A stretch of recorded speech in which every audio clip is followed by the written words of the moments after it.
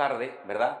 Sería muy bueno y queremos hacerlo, que ustedes tuvieran la libertad de poder también hacer preguntas y como una especie de pastor online, pero presencial, ¿vale? Entonces lo vamos a grabar y los hermanos que van a hacer alguna pregunta tienen que acercarse al micrófono, porque hay hermanos que después van a ver este culto, este tiempo, y si no les oyen a ustedes la pregunta no van a poder disfrutar en sus casas. Además tenemos ahí un montón de hermanos también conectados de otros grupos de la iglesia virtual y queremos también que ellos oigan sus preguntas. Así que no sé cómo lo vamos a hacer, si hay alguna lista. Hay una lista. ¿Una lista? Sí. Ok. La hermana Elena Albia. Elena Albia, adelante hermana, venga para acá y nos hace su pregunta al micrófono y después intentaremos responderla. Hermana, acérquese aquí, póngase por aquí, ¿verdad? Sí, para que podamos ahí grabarla. Adelante, hermana. Hola, ¿sí me escuchan? Perfectamente. Buenas tardes, hermano. Dios los bendiga grandemente. Gracias, hermano, por su oración, porque gracias a usted el pastor está aquí en Manta. Porque usted dijo que sí, claro, entonces gracias, muy amable. Mi pregunta, bueno, yo soy de aquí de Manabí. Gracias, pastor, por estar acá. Amén. Es una alegría inmensa, de verdad. Mi pregunta es la siguiente. En Apocalipsis 22, justamente usted hizo referencia de este espíritu o de esta mujer Jezabel, que le permitían que predicar y que se hiciera ciertas cosas. Mi pregunta es esta: conociendo el pueblo de Israel, todas las hazañas y todas las cosas que esta mujer hizo, siendo... Apocalipsis 22, dijo usted. Sí, No, en Apocalipsis 2, 2:20, perdón, 2:20, al 2:20, revés, al al revés, revés. perdón. El orden de los factores sí Sí, altera el altera el producto en producto este aquí, caso. sí, sí, es verdad, tiene razón, aquí Sí, sí lo alteró. el 2, sí, ya me extrañaba a mí. Está bien, está bien. Sí, 2:20. Entonces, conociendo el pueblo de Israel, que ellos son así como que muy meticulosos y conociendo todo lo que había pasado con este personaje, esta reina, que era la esposa de Acab, mi duda es esta: ¿era una persona con ese nombre, como si yo me llamo Elena, o era un espíritu o algo, o ellos se podían ponerle un nombre de ese tamaño así tan complicado como era el nombre de Entiendo. Jezabel? Ok. Listo, Mire, pastor, no hay gracias. ningún espíritu que se llama Jezabel en la Biblia. Yo sé que es muy común a veces en las iglesias decir, uy, esta mujer tiene el espíritu de Jezabel. Porque sabemos que Jezabel, en fin, era tela marinera, como decimos en España, ¿no? Era, después del diablo, la persona más mala de la historia. Ni los perros se la quisieron terminar de comer, ¿no? De lo mala que era aquella mujer, ¿no? Jezabel era una reina fenicia que se casó con el rey Acab, el rey de Israel, y dice que lo incitaba a ser cada día peor hombre y peor rey, ¿no? Ella utilizó las finanzas del reino para financiar el culto a Baal y tenía 400 y pico de sacerdotes subvencionados por la corona de Israel para promocionar el culto de idolatría al falso Baal, ¿no? La palabra Baal en hebreo significa Señor. Entonces hay dos palabras en hebreo para Señor. Una es Adonai, que se refiere al Señor del cielo, y otra es Baal, que se refiere a los hombres, ¿no? Entonces cuando una mujer quiere presentar a su marido dice Baali, eres mi marido. Dice que Sara llamaba a su marido Señor, pero no lo llamaba Adonai, lo llamaba Baali, él es mi marido, ¿no? Entonces los comentaristas referente a ese texto de que había una mujer en una de las iglesias del Apocalipsis, una tal Jezabel, pues no se terminan de poner de acuerdo. Puede ser que se llamara literalmente Jezabel, o puede ser que debido a su maldad y debido a lo mal que estaba comportándose en la iglesia, le pusieron ese apodo. Saben que a veces hay personas que se le conoce más por el apodo que realmente por su nombre verdadero, ¿no?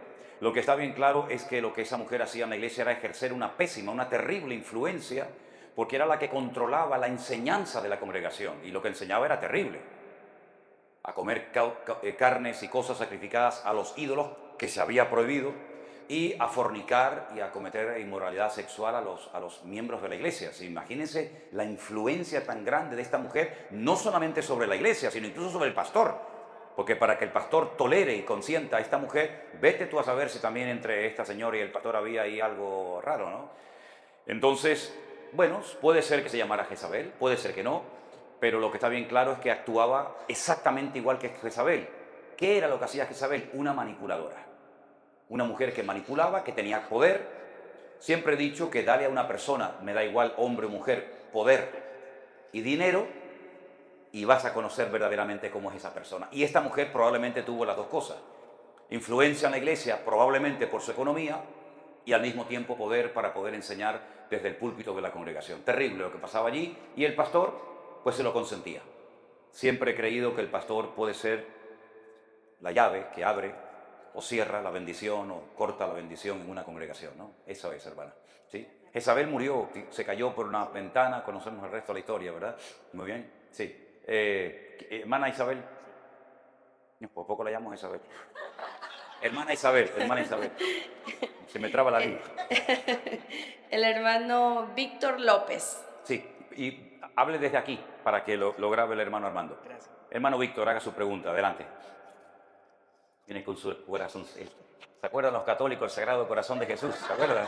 Mi madre era el Sagrado Corazón de Jesús. Qué gloria. Amén. Dios Dale. le bendiga, Igualmente. Pastor Gracias, Sierra, Víctor. y distinguidos hermanos, ministros en la palabra del Señor. La verdad es que no sé si por hacer esta pregunta tal vez alguien catalogue el hermano inmaduro. Hermano, gracias al Señor también tengo base, conozco, y yo quiero del pastor una respuesta.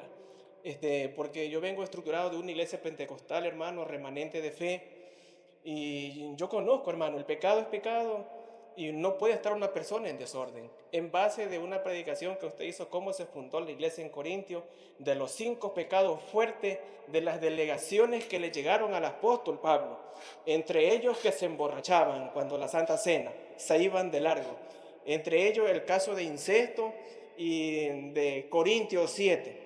Pero lo que me quiero enfocar es en el tema del matrimonio. Ujú. Cuando una persona, o sea, una pareja se casan en la iglesia, o sea, se dice, ¿cómo se dice? En la iglesia, siendo evangélico, hermano, si uno falla, Moisés dice que mandó a repudiar. Se puede casar nuevamente un hombre o una mujer que ha sido repudiado por la pareja, porque conozco el tema de una iglesia, hermano, que personas que están en desorden sirven en la Santa Cena, personas que están, se dice en fornicación, están en los altares, y porque el hermano se levantó y denunció el pecado, le dicen que está mal, que hay otra vía. Entonces yo quisiera saber, y siempre me he preguntado, ¿cuál es esa otra vía?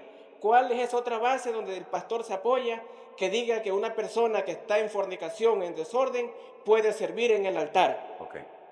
Bueno, esa pregunta se la tendría que hacer a los que hablan así. Pero bueno, yo lo voy a intentar responder. Sí, porque a veces me causa una cierta gracia que otros dicen algo y después me dicen a mí que aclare lo que otro dijo. Ya bastante tengo yo con lo que digo, como para encima aclarar lo que dijo el otro caballero, ¿no? Pero bueno, intentaré responder a su pregunta. Según la palabra de Dios, el matrimonio es un pacto a muerte. Eso es lo ideal. Eso es lo correcto. Que un hombre se case con una mujer con un hombre, y que sean fieles los dos, y que lo único que los separe sea la muerte. Y cuando uno de los dos fallece, la persona queda libre para volver a casarse, siempre y cuando sea en el Señor, insiste el apóstol Pablo. Eso es lo ideal. Como también lo ideal era que Adán y Eva nunca pecaran en el jardín del Edén, pero la realidad es que pecaron. Bien. Entonces, nos encontramos con muchas situaciones diversas con este tema. Personas que vinieron divorciadas a la iglesia y aceptaron al Señor, pero venían ya de un matrimonio roto, que ya prácticamente no existía. Ese es un caso. Tenemos también muchos casos, lamentablemente, de cristianos, de hermanos que se han divorciado ya después de haber conocido al Señor. Eso en mi época era impensable, que un matrimonio cristiano se separaran y se divorciaran. Eso, vamos, ni por aquí te pasaba. Pero hoy en día parece que se ha convertido en algo muy normal. Bien. Ahora bien, el matrimonio, ya te digo, solamente lo puede romper la muerte. Pero hubo un momento en el pueblo de Israel que la inmoralidad, la infidelidad, digamos que le dio carta blanca a los hombres, más que nada, ¿verdad? Porque siempre la ley como que tiraba más para el hombre que para la mujer, de darle carta de divorcio. ¿Qué es eso de carta de divorcio? Bueno, entre nosotros probablemente no exista lo que voy a decir ahora, pero en Israel hasta el día de hoy existe un documento prematrimonial que se conoce con el nombre de Ketubá. Sobre todo hay un sector, para que ustedes me entiendan, como una especie de denominación, de rama dentro del judaísmo, que son los famosos caraítas. Búsquenlo en internet, tienen toda la información que quieran. Los caraítas enfatizan muchísimo el documento prematrimonial llamado Ketubá, donde se ponen los acuerdos de decir, bueno, usted a mi hija le tiene que ofrecer esto. Y mi hija ofrece esto y esto. Y entonces llegan como un acuerdo para que en el caso de que uno de los dos rompa los acuerdos que están ahí, eso les da pie a darle carta de divorcio, otro documento en el que dice usted se va por un lado y yo me voy por otro lado, ¿de acuerdo? Ahora bien, no hay dos casos iguales. Yo creo, por ejemplo, que para que una persona sea pastor, no tiene que ser perfecto. Nadie puede llegar a la perfección en este mundo, pero sí tiene que esforzarse por ser un botón de muestra. Entonces, la Biblia dice que una persona que quiere ser pastor, servir al Señor, tiene que ser marido de una sola mujer. Una persona que está en el ministerio, convertido al Señor, y que se divorcia, y luego se casa, y luego se separan, y luego se divorcia, y luego se casa, oiga, primeramente ponga usted su vida en orden antes de subir a un púlpito a intentar poner la vida en orden de los demás. Si no funciona el Evangelio en su casa, no me venga a mí con cuentos chinos. Primeramente, demuestre usted que verdaderamente el Señor le ayuda en sus necesidades económicas o espirituales o físicas para luego venir a la iglesia a poner en orden a la familia. Por lo tanto, yo creo que el divorcio dentro de los cristianos no debería existir bajo ningún concepto. ¿Qué es lo que ocurre? Que es la pura realidad. Hay hombres que dentro del matrimonio cristianos son infieles a sus esposas. Y hay mujeres que han sido infieles a sus maridos siendo cristianos. Entonces, ¿qué hacemos? Yo siempre digo, intenten reconciliarse. No lo utilice como excusa. Si ves, ya se fue con una, yo ya me voy con otro. Un momento. Oramos por todo tipo de cosas y ¿por qué no creemos en la restauración familiar? ¿Por qué no creemos que Dios puede restaurar un matrimonio de hermanos nuestros en Cristo que por los motivos que sea, se ha deteriorado y se ha roto? No, parece que enseguida eso nos da licencia allá a buscar nosotros o a buscar nosotras. Yo siempre apelaré y siempre intentaré convencer al hermano que ha sido infiel o a la esposa que ha sido infiel a que vuelvan otra vez a amarse, a perdonarse, a restaurarse y a seguir adelante en el Señor. Hay casos que conocemos casos de matrimonios que después de haber conocido al Señor fueron infieles, tanto uno como otro, o tal vez uno solo, que hoy en día siguen juntos. También conozco matrimonios cristianos que fue imposible la reconciliación. Ahora, también habla el apóstol Pablo y también un poco el Señor Jesucristo sobre el tema de la infidelidad. Parece como que la infidelidad le da licencia al que no fue infiel, ¿me explico? Al que no fue infiel a volver a casarse. Pero eso ya depende mucho de la iglesia, de la denominación, porque no todas las iglesias tienen las mismas normas. Yo conocí, por ejemplo, en Argentina cuando viví, iglesias que si, por ejemplo, usted es cristiano y su esposa le es infiel, usted nunca más puede subir al púlpito ni a decir buenas tardes, hermanos. Lo condenan de por vida. Conozco también denominaciones que si, por ejemplo, uno de los dos fue infiel, el otro nunca jamás, aunque haya sido fiel, puede volver a servir al Señor. Sí, no sé cuáles son las normas o las reglas en su denominación, en su iglesia, pero habría que preguntarle al pastor de su iglesia. Ahora, una cosa es eso y otra cosa es la fornicación. La fornicación no tiene nada que ver con el matrimonio. La fornicación son relaciones ilícitas fuera del matrimonio. Y adulterio son relaciones ilícitas, ¿verdad?, de infidelidad dentro del seno del matrimonio. Si hay dos muchachos en la iglesia que no están casados, no son matrimonios, son novios, son amigos, son pareja o lo que sea, y mantienen relaciones sexuales entre ellos. Eso es fornicación, eso no es adulterio. Para cometer adulterio uno tiene que estar casado. El soltero no comete adulterio, el soltero comete fornicación. Y el casado comete adulterio. Son dos cosas diferentes, ¿verdad? Entonces, claro, hay iglesias que tienen una norma, hay iglesias que tienen otra norma. Bueno, depende de la congregación a la que usted asista, tendría que preguntarle al pastor, hermano, la norma aquí en esta iglesia, ¿cuál es? ¿Me puedo casar? ¿No me puedo casar? ¿Es bíblico restaurar mi matrimonio? ¿Usted qué me aconseja? Y probablemente, depende de la iglesia o del grupo al que asista, te van a dar una opinión u otra. ¿Sabe, hermano? Porque es muy delicado el tema, es muy delicado. También la Biblia habla de separación, no solamente de matrimonio, de divorcio. Primera de Corintios capítulo 7, capítulo titulado Problemas en el matrimonio, habla de separación. Por un tiempo de mutuo consentimiento o una separación, digamos, por un tiempo, ¿verdad? O indefinida. También la Biblia habla de separación. En Israel, por ejemplo, una mujer no puede volver a casarse en el caso de que su marido, por ejemplo, haya ido a una guerra o lo hayan matado y el cuerpo no ha aparecido. Mientras el cuerpo no aparezca, aunque hayan pasado 40 años, la mujer sigue casada con ese hombre y no puede volver a casarse con otro hombre. Por eso lo peor que se le puede hacer en Medio Oriente a una persona es no darle sepultura o quemar sus huesos. Porque si no aparece el cuerpo, la mujer nunca más se puede volver a casar. Por eso Israel a veces ha soltado 1000 presos terroristas palestinos por un cuerpo de un soldado muerto en la franja de Gaza. Porque si no condenamos a esta mujer de por vida a no poder rehacer su vida porque el cuerpo no ha aparecido. Son normas, son leyes diferentes de las naciones y repito, depende de la iglesia, depende de la denominación, a veces varían una norma de otra.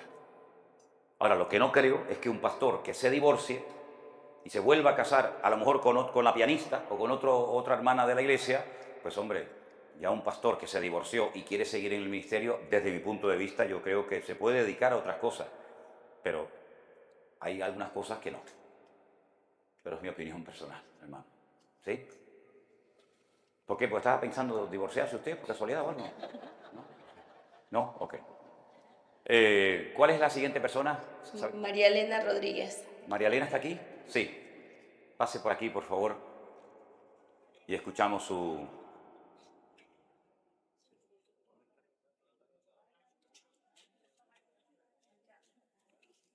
Ah, ¿es usted?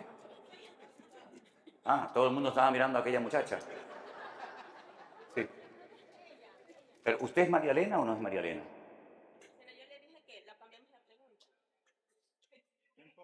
Pero usted... Sí, yo también soy María Elena. Usted también... Ah, es que hay varias María Elena. Ok. Bueno, póngase aquí y haga su preguntita, hermano. A ver. También usted es María Elena. Ah, bueno. Ah, bueno. Ok, póngase ahí el micro. Sí. Bueno, bendición para todos y qué gusto tenerme aquí. Lo sigo a ustedes desde la pandemia y no sé. El pastor pandemia. Sí. Me da mucha emoción verlo. Estamos desde Guayaquil. Ajá. Bueno, mi pregunta, creo que ya todos, o sea, me han dicho muchos, pero quiero saber de usted, o sea, escucharla, que para las personas nuevas que empezamos en esto, para, o sea, leer la Biblia, ¿por qué libro empezamos? Para que se nos haga más fácil entenderlo mejor. Ok, esa es su pregunta. Esa es mi pregunta. Ok, hermano. Mire, la Biblia, la palabra Biblia significa colección de libros. De ahí viene la palabra biblioteca, por ejemplo, ¿verdad? La Biblia no es un libro. La Biblia es una colección de libros. Es un libro único, porque ningún libro lo han escrito 40 personas diferentes. La Biblia sí. La Biblia no la escribió una sola persona. La escribieron probablemente 40 personas que en la mayoría de los casos no se conocieron ni estuvieron nunca juntos, ¿verdad? Es el único libro del mundo que tiene esa particularidad y que además es escrito en 2 idiomas diferentes. En el griego, el Nuevo, y el Antiguo Testamento en hebreo, salvo algunas partes en arameo. Es un libro que contiene cientos de estilos literarios diferentes. Entonces, claro, cuando una persona se convierte al Señor y comienza a interesarse por la lectura de la Biblia, bueno, hay varios métodos de lectura de la Biblia. Por ejemplo, usted puede estudiar la Biblia por temas. Es decir, yo quiero saber qué dice la Biblia sobre el amor, o sobre la fe, o sobre el Espíritu Santo, o sobre la familia, o sobre la economía. Puede empezar a estudiar la Biblia por temas. Puede estudiar la Biblia por personaje. Es decir, yo quiero interesarme por la vida de Moisés. Quiero saber todo lo que la Biblia hable de Moisés, que dice muchísimo, ¿verdad? Pero lo ideal es que las personas que no tienen una base bíblica, que no saben nada de Biblia, empiecen, vamos a decir, entre comillas, por lo más sencillo, que sería por el Nuevo Testamento, por ejemplo. Pero yo soy de los que opinan que lo ideal sería que empezaran a leer la Biblia por el principio, por el libro del Génesis. ¿Qué es lo que ocurre? Que cualquier persona puede leer el libro del Génesis y si no va a profundizar mucho que digamos, lo va a entender perfectamente. Además es un libro muy bonito. Puede leer el libro del Éxodo y lo va a entender también muy bien. Pero claro, cuando llega el libro de Levítico, va a tener pesadillas por las noches. Porque hay muchísimas cosas que no va a poder entender.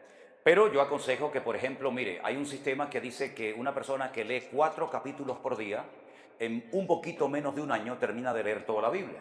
Entonces puede decir, voy a leer los 2 primeros capítulos de Mateo y los 2 primeros capítulos de Génesis. Al día siguiente leo pues el 3 y el 4 de Mateo y el 3 y el 4 del Génesis. Y así en un año ustedes han leído toda la Biblia. Porque yo creo que hay creyentes que nunca se han planteado seriamente leer toda la Biblia. No salen de San Juan, o no salen de Mateo, o no salen de los Salmos, pero el resto de la Biblia como que no existiera. Y yo creo que tenemos que tener una idea general. Le voy a poner un ejemplo personal. Cuando yo me convertí, yo oía mucho a los pastores, y oía mucho a la gente que predicaba, que decía, cuando el pueblo de Israel salió de Egipto, Cuando el pueblo de Israel salió de Egipto con Moisés y el faraón, y yo decía, pero salió de Egipto, pero ¿cómo llegaron a Egipto? Porque si no eran de allí, ¿qué hacían allí? Entonces dije, voy a leer la Biblia desde el principio para saber cómo este pueblo, cómo esta gente llegó a Egipto. Y me enteré, supe inmediatamente cómo habían llegado, José, los hermanos, etcétera, etcétera. Así es que le propongo eso, 2 capítulos del Nuevo Testamento, 2 capítulos del Antiguo, y no se queden bloqueados por algo que no entienden. Anoten las preguntas y se las hacen al pastor online, por ejemplo. Yo iba a decir a su pastor, a decir que lo tiene. Y sigan leyendo toda la palabra, ¿verdad? Poco a poco, sistemáticamente, porque creo que es bueno que todo creyente lea entera toda la Biblia, por lo menos una vez en su vida, que debería ser lo normal una vez al año, ¿verdad? Pero eso es lo que le propongo, ¿sí? ¿Vale? No es que el Nuevo Testamento sea muy sencillito. En el Nuevo Testamento también hay cosas muy profundas, pero por el lenguaje, los evangelios son muy fáciles de entender, los milagros, las parábolas, las enseñanzas de Jesús son muy bonitas, son las biografías, las parábolas que él enseñaba, y creo que los evangelios te van a enamorar del Señor Jesucristo. Como decía una hermana peruana en estos días que conocí en Quito, dice, yo me enamoré leyendo la palabra de Dios del Señor y eso me animó a seguir indagando, conociendo más y más la palabra de Dios, ¿sí? ¿Ok? ¿Quién es el siguiente, hermana? Oscar Delgado. Oscar Delgado, aquí está. Pase, hermano, aquí delante. Coge ahí tu micro. ¿Cuál es su pregunta? Bueno, pastor, mi pregunta son 2. Tengo 2 preguntas que quiero formularle para ver si me ayuda a entender mejor. La primera es acerca de hoy, creo que hoy es el año nuevo hebreo, hoy 25 de El septiembre. día 5 de octubre comenzó el año hebreo, 5783. Ya, entonces, bueno, tengo entendido que el día 24 de septiembre, el día de ayer, era el fin de año hebreo. Y el día 25, hoy día, comienza el nuevo año hebreo. ¿No es así? No, no es así. Permíteme ver eso. Sí, lo que pasa es que ya sé lo que me va a decir. Es la que hasta ahora la que tengo, pastor, disculpe, pero es la que tengo hasta ahora. Yo sé que no es la adecuada, pero ya voy a buscar ¿Y el la que sabe adecuada. hacer lo bueno y no lo hace? Sí, sí. Esta Biblia está manipulada. Esta Biblia es de los falsos testigos de Jehová y está totalmente manipulada. Sí. ¿Sí? Han sacado textos, los han amañado, los han tergiversado, y si te estás metiendo en el estudio de la palabra del Señor, métete bien y no te metas torcido, porque después va a ser muy difícil interesarte. Ya. Entonces Tomaré hay en que cuenta- conseguirle una Biblia. No sé si alguien tiene una tomaré- Biblia. Es que realmente no he podido. Toma, te regalo mi Biblia. Pastor, no creo. Gracias, pastor. Gracias, pastor.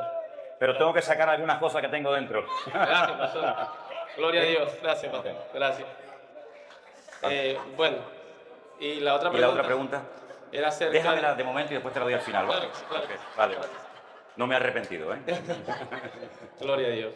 La otra pregunta, pastor, era acerca en el libro de Números, capítulo 19, nos habla de que Dios le dice a Moisés que el pueblo de Israel tiene que buscar una vaca, Paradumaje se llama ese capítulo, sí, sí. sí, una vaca roja, para luego, que tiene que ser inmaculada, sin defecto alguno, Sí, sí. sin yugo, que no haya trabajado, una vaca que la tenga como quien dice como niña bonita, para Sí. después ser sacrificada Exactamente. y ser cremada, y esas cenizas ser entregadas como ofrenda para la construcción del tercer templo. Tengo entendido del tercer templo, que es donde se va a sentar el anticristo. Sí.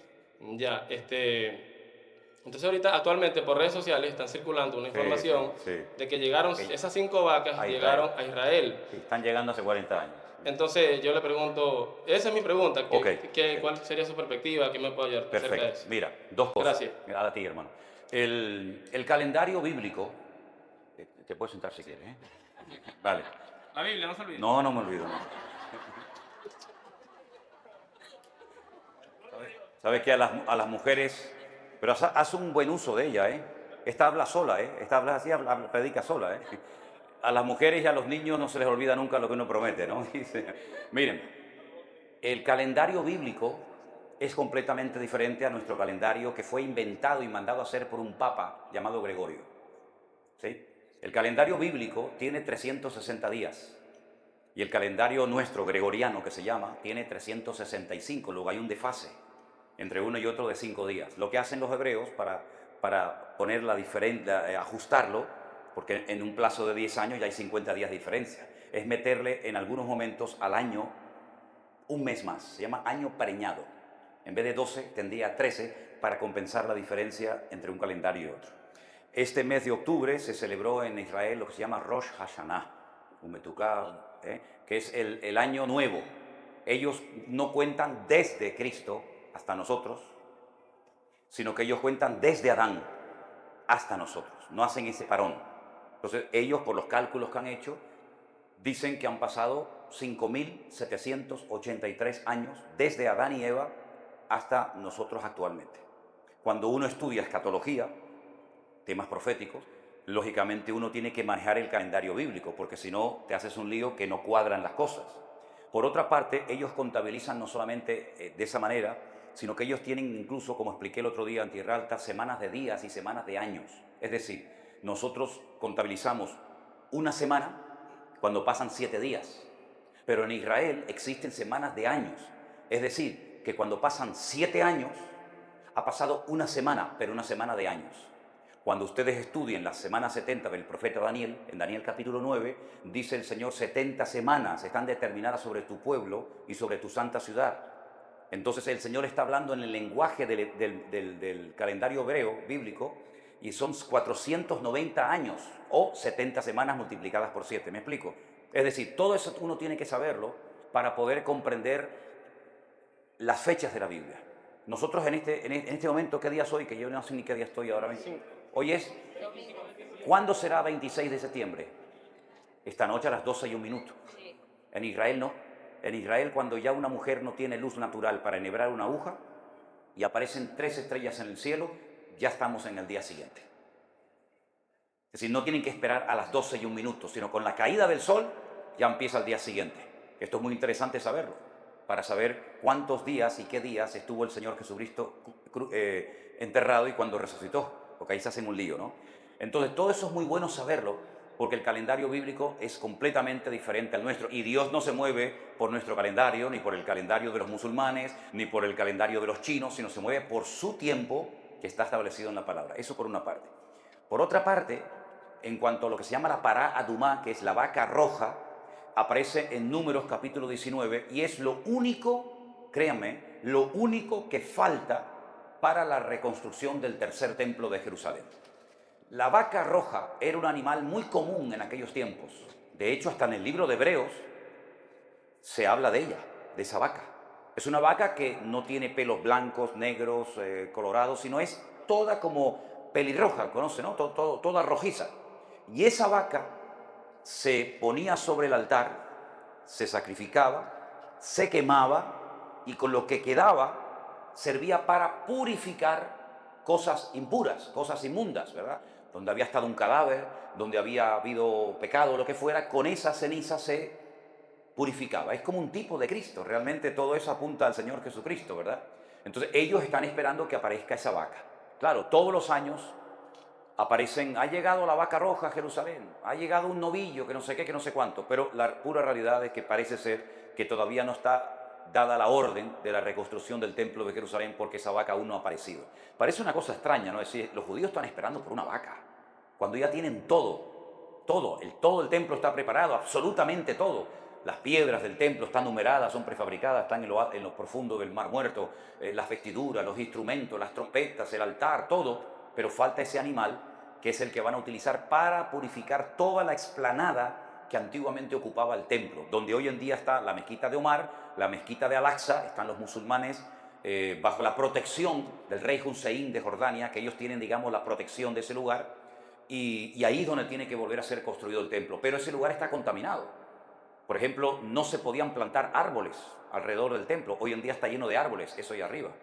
Y vas a ver a los niños musulmanes jugando a la pelota, jugando al fútbol. Ese lugar está contaminado y esa vaca, ese animal, es el que purifica todo ese lugar. Y aún no ha aparecido, ¿sabes? Aún no ha aparecido. Pero bueno, eso es lo que te puedo decir sobre la vaca roja o la pará adumá. Pará es vaca, adumá es roja en hebreo, ¿sí?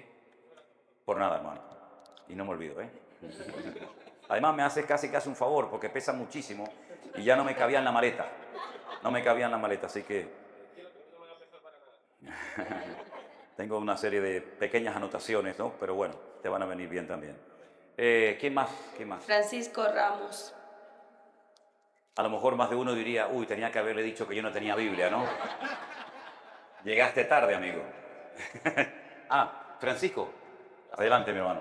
Bueno, Pastor Kobe le iba a decir, bueno, yo Pastor también, Kobe. en plena pandemia, tuve la oportunidad, un día estaba triste, yo trabajaba en un hospital y llegábamos justamente en la temporada que se moría la gente en la calle. Y en plena tristeza estaba estudiando escatología y me encontré con un video suyo y se hizo tan viral en la familia que nos vinimos para acá. Íbamos a ir a Quito, pero bueno, terminamos ¿Sí? llegando acá. Eso es lo importante. ¿De dónde son? De Guayaquil. De Guayaquil. De Guayaquil, Ajá. sí. Entonces, llegó una pregunta también, pues, aprovechando el tiempo, y así como don Julio, le decimos, cuando venga a un país cercano, lo vamos a visitar, lo vamos para allá, porque cayó en nuestro país, pues nos vinimos, eso fue de una. La pregunta es la siguiente, pastor. En el libro de Levítico, en el capítulo 16, hay un evento, sobre todo en los dos machos cabríos que lo Sí. traen ante Aarón. Y Azazel. Dice, exacto, ese famoso Azazel siempre ha sido mi interrogante. Sé que todo lo que es el Antiguo Testamento trae como prototipo la figura de Jesús. Sí. Y aquí lo primero que se vino a la mente fue ver a Barrabás y a Jesús. No sé si esté bien o esté mal, no sé, se me vino a la mente. Ver a Jesús y a Barrabás, a uno soltaron y al otro lo guindaron. O sea, Interesante. sí. Tú eres venezolano, ¿no? No, guayaquileño, más guayaquileño que el cebollado. Ok. Sí.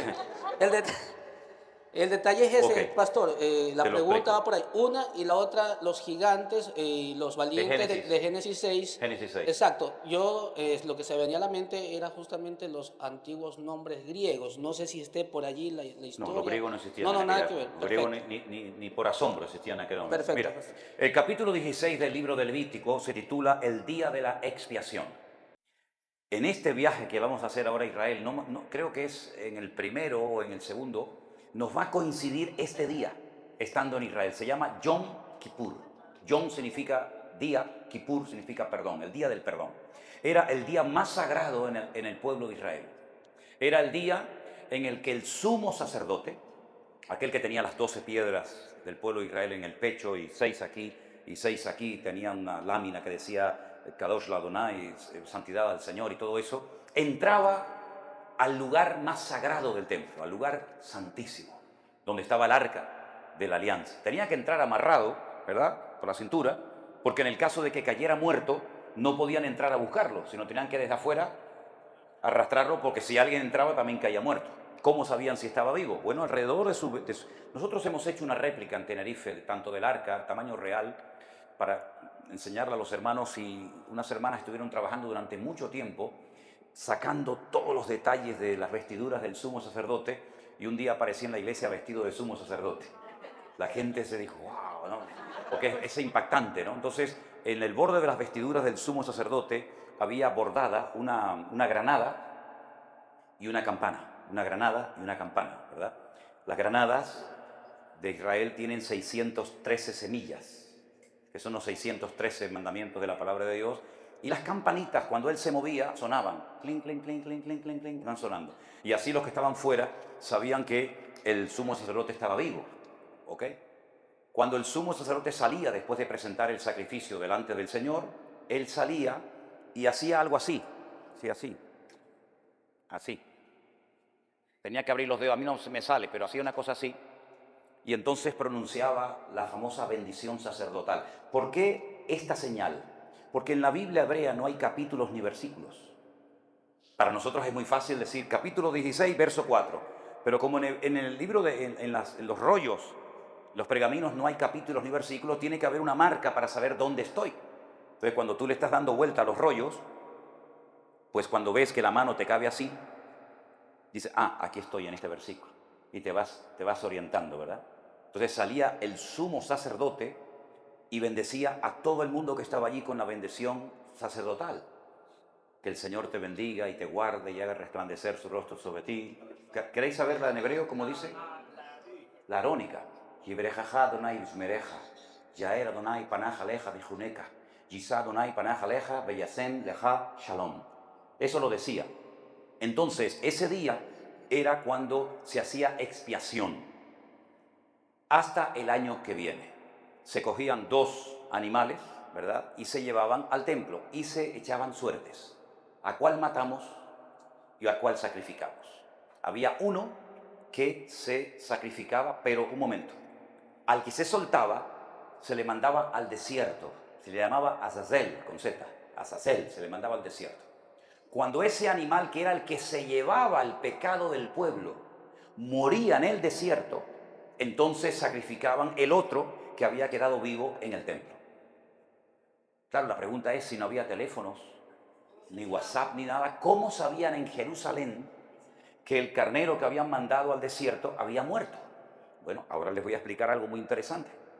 Cuando ustedes vayan a Israel conmigo, van a ver que hay una zona de la ciudad de Jerusalén donde hay unos rabinos, unos ortodoxos, que tienen una cajita con hilos de color rojo. Y entonces te lo amarran en la mano y te hacen la bendición arónica, la bendición sacerdotal.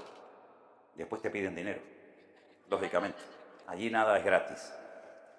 ¿De dónde viene esa costumbre? Se le amarraba al carnero que quedaba vivo en Jerusalén un cordón blanco. Blanco. Se llevaba al desierto a Azazel, al otro, al que se llevaba los pecados del pueblo, y cuando moría allí, el hilo de color blanco cambiaba a color rojo. Milagrosamente. Eso durante siglos. Y ahí sabían que había que sacrificarlo. Desde que el Señor Jesucristo, el Cordero de Dios, el que verdaderamente se llevó nuestros pecados, murió en la cruz, nunca más ese cordón blanco se convertía en rojo. Y está en el Talmud. El Talmud es una enciclopedia que tarda usted más de 7 años y medio en leerla, y dicen que desde que murió el Señor Jesús, pero que lo llaman de otra manera, nunca más el cordón cambió de color. Entonces ustedes pueden ver, no sé aquí, pero yo me acuerdo cuando vivía en la isla de La Gomera, en las Islas Canarias, que es una isla redonda que tiene 13 kilómetros de diámetro, para que se hagan una idea, pues resulta que cuando nació nuestra hija mayor Priscila y la sacábamos de paseo, la gente, sobre todo la gente mayor, nos decía, ay, póngale un cordoncito de color rojo a la niña para el mal de ojo. Y ahí viene. De ahí viene. Y veías a los coches, cuando alguien se compraba un carro, un vehículo nuevo, que le ponían en donde fuera un lacito rojo para el mal de ojo. De ahí viene. De ahí vienen todas esas cosas, ¿no? Como tantas y tantas cosas. Entonces, bueno, tú has dicho algo interesante, ¿no? Que uno puede representar a Barrabás y otro a Jesús, pero el caso es que Barrabás no se llevó el pecado del pueblo de Israel, sino fue precisamente el otro, ¿no? Pero bueno, es una ilustración un tanto interesante. Pero ese era el sistema que había. Lógicamente, eso no existe hoy en día porque no hay templo en Jerusalén. Ya no hay sacrificios, ya no hay sacerdotes, ya no hay levitas. Los hay, pero no pueden ejercer. Entonces, de ahí viene esa costumbre de esos dos animalitos. Uno moría y el otro, bueno, los dos morían realmente, pero uno moría fuera de las murallas de Jerusalén y el otro moría como sacrificio en el templo. ¿Vale? ¿Qué otra pregunta? Era dos preguntas. Ah, ¿y la otra qué era, perdón? ¿Perdón? Oh, sí, Génesis 6. Bueno, Génesis 6, vamos a leerlo, porque es que es mejor leer el texto directamente, y ahora te explico. Tengo que decirles, amados hermanos, que en ese caso la traducción no ha sido todo lo correcta que debería haber sido, porque Génesis 6, y eso es lo que estaba ocurriendo antes del diluvio, y eso fue lo que Dios dijo, basta, hasta aquí hemos llegado, dice aquí, Génesis 6, vamos a ver si encontramos el versículo para leerlo directamente de la palabra. Génesis capítulo 6, Génesis 4. Había gigantes, gracias hermana, había gigantes en la tierra en aquellos días, y también después que se llegaron los hijos de Dios a las hijas de los hombres y les engendraron hijos. Estos fueron valientes que desde la antigüedad fueron varones de renombre. Es una pésima traducción. Primeramente no dice gigantes, sino la palabra es nefilim. La palabra nefilim significa provocadores, bravucones, arrogantes, soberbios.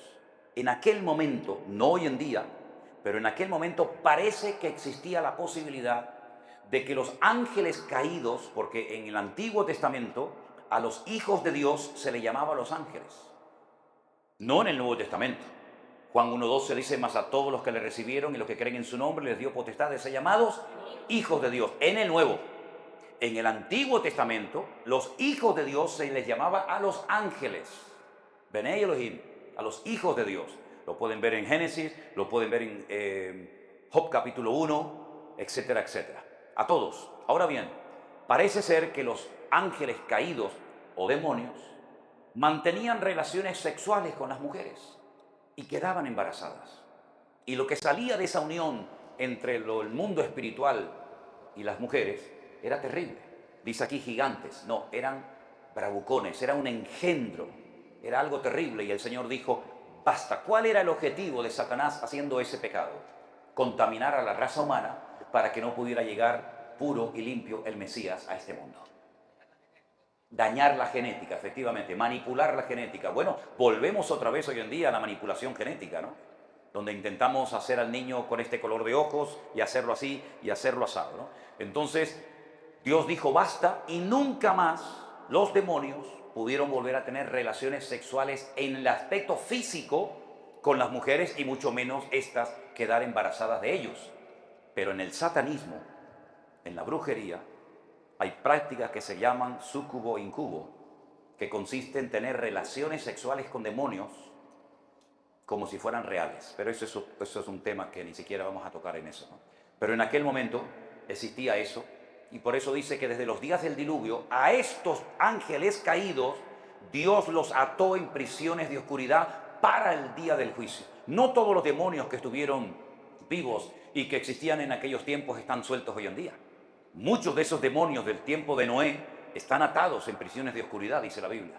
Y 4 demonios tremendamente poderosos de la época de Noé están atados junto al río Éufrates, que serán sueltos durante una etapa de la gran tribulación y harán terribles cosas en la tierra, ¿no? Es decir, que Dios en su infinita misericordia ha limitado el poder destructivo de los demonios en la tierra. Lo ha frenado, por decirlo de alguna manera, ¿no? ¿Vale? Más o menos todo eso. ¿Más? Sí, Esther Flores. Esther Flores. Esther Flores. Ahí viene la hermana Esther Flores. ¿Cuál es su pregunta, hermana? Arrímese acá si quiere. Sí. Ok. Buenas, pastor. Buenas tardes, hermana. Soy de Perú, vengo desde allá, con mucho deseo de estar con las hermanas y también compartir con usted la palabra, ¿no? Que hoy día nos está abriendo los ojos y el conocimiento. En el capítulo 21 de Hechos, versículo 10, dice que había un profeta que se llamaba Ágabo. Agabo. Sí. Que tenía 4 hijas profetizas. No, disculpe. Agabo fue a la casa de Felipe que tenía 4 hijas. Pero el que tenía 4 hijas era Felipe, no Agabo. Bueno, Agabo visitó la casa de Felipe que tenía 4 hijas. Sí, pero eran profetizas. Las hijas. Sí. Sí. Bueno, Agabo también fue un profeta, dice la palabra. Sí. Entonces le profetizó a Pablo para que no vaya a Jerusalén por lo que le iba a pasar, ¿no? Le hizo un ejemplo de... Le advirtió de lo que le podía pasar. Sí. Y mi pregunta es, Jesús hizo mención en algún momento en Mateo, dijo que Juan Bautista era uno de los grandes profetas, el último gran profeta. Él dijo literalmente que la ley y los profetas llegaron hasta Juan el Bautista. Juan. Sí. Sí. Y mi pregunta es, ¿por qué en el tiempo de los apóstoles continuaban existiendo profetas y apóstoles? Porque hasta hoy en día hay ministerios que se llaman ministerio apostólico y profético, que están haciendo una revuelta en toda parte de Sudamérica y parte del norte, no sé si en Europa. Oh, sí, también. Entonces, distorsionando muchas veces la palabra del Señor. Totalmente. Entonces, mi pregunta es eso, ¿continúa o no el ministerio, los profetas, digamos, el ministerio, perfecto. profetas y apóstoles? Ok, muy bien, le respondo. Ok, gracias, hermana. Mire, el Antiguo Testamento en hebreo no se llama Antiguo Testamento. Es una incoherencia llamar a una parte de la Biblia un testamento, porque que yo sepa, en todas partes del mundo un testamento es un documento legal escrito que deja un señor que se va a morir y ahí deja plasmada su última voluntad. Pero Dios no se iba a morir y dejó un testamento para, por si acaso se moría, supiéramos... No, eso está mal dicho. El Antiguo Testamento en hebreo se conoce con el nombre de Tanaj, que son las 3 letras de Torah, Nevi'im, Ketuvim. Es decir, el Antiguo Testamento los judíos lo dividen en tres sesiones fundamentales. La Torá, o la ley, los primeros 5 libros de la Biblia, lo que llaman los escritos y los neviín, que son los profetas. Y con la primera letra de cada una de estas palabras, Torá, Neviín, Ketubín, forma la palabra Tanaj. Entonces, cuando el Señor Jesucristo dice que la ley y los profetas, refiriéndose a cómo llamaban ellos al Antiguo Testamento, diciendo que la Torá y los Neviín llegaron hasta Juan, lo que está diciendo que el canon del Antiguo Testamento se cerró. ¿Me explico? Ya no van a haber más escritos, ya no van a haber más libros. Los profetas y la Torá, la ley, llegó hasta Juan. De aquí para atrás, esto es lo que había, de aquí en adelante trabajamos de una forma diferente. ¿Qué es lo que ocurre? En el Nuevo Testamento, hermana, como usted bien ha dicho, ha mencionado un tal Agabo y ha hecho referencia a las 4 hijas del diácono de la iglesia primitiva, Felipe, que tenía 4 hijas profetisas. En el Nuevo Testamento, cuando uno ve a quién se llamaba o se consideraba profeta, no tiene absolutamente nada que ver con el profeta del Antiguo Testamento. Porque en el Antiguo Testamento el profeta era la voz de Dios hablándole al pueblo. Por eso muchas veces decían, así dice Jehová, así dice el Señor. Y la gente callaba porque no había punto de referencia para comprobar si lo que estaba diciendo era bíblico o no era bíblico. Porque todavía no estaba escrito todo el Antiguo Testamento, solamente estaban escritos algunos salmos, algunos libros sueltos, la ley de Moisés, lógicamente, y todo eso se fue recopilando a lo largo de la historia.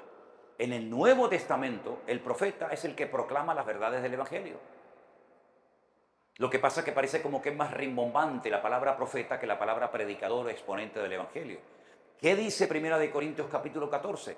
Que a los profetas o exponentes del Evangelio, ¿verdad?, a los que exhortan a las iglesias a convertirse, a adorar a Dios, etc., hay que juzgarlos. Y usted dice, ¿juzgarlos? Dice la Biblia en 1 Corintios capítulo 14, que cuando alguien se levanta en una asamblea, en una iglesia, y dice, bueno, esto es lo que yo siento en mi corazón compartir con ustedes, esto es lo que... Dice que tienen que comprobar a la luz de las Sagradas Escrituras si lo que el profeta dice es cierto o no es cierto. En el caso de que sea cierto lo que ese hermano o esa hermana haya dicho, pues a la iglesia dice amén. Pero en la mayoría de los casos, muchísimas personas que hoy en día van por ahí por el mundo profetizando, no tienen ni la más remota idea de lo que era un profeta. Porque en el Antiguo Testamento al profeta que decía algo que no se cumplía, ya saben lo que le pasaba, ¿no? Lo mataban. Hoy en día hay personas que han ido a las iglesias, han dicho un montón de cosas, no se han cumplido ni la mitad de la mitad, y sin embargo todo el mundo incluso hasta le da ofrendas y le pone la alfombra roja para que el caballero entre en la iglesia y haga lo que le dé la gana. El profeta del Antiguo Testamento es una persona que tiene que ser mirado con lupa, porque un ministerio que ha hecho muchísimo daño en las iglesias hoy en día son los famosos profetas y profetisas, que vienen y creen que pueden decir cualquier cosa, que la mayoría de las veces lo que intentan es engordarte el ego. Vas a ser un hombre grande, Dios te va a bendecir, Dios te va a llevar a tierras lejanas, Dios va a estar contigo. Yo todo eso ya lo sé. Ya sé que el Señor está conmigo, que me va a bendecir, que me va a cuidar, que me va a proteger. Por lo tanto, el profeta hoy en día no tiene tanta razón de ser como en el Antiguo Testamento, puesto que hoy en día tenemos la Biblia. Y Dios habla a través de la Biblia. Si mi padre me quiere decir algo, no se lo va a decir a usted para que usted me lo diga a mí. Yo tengo línea directa con Dios.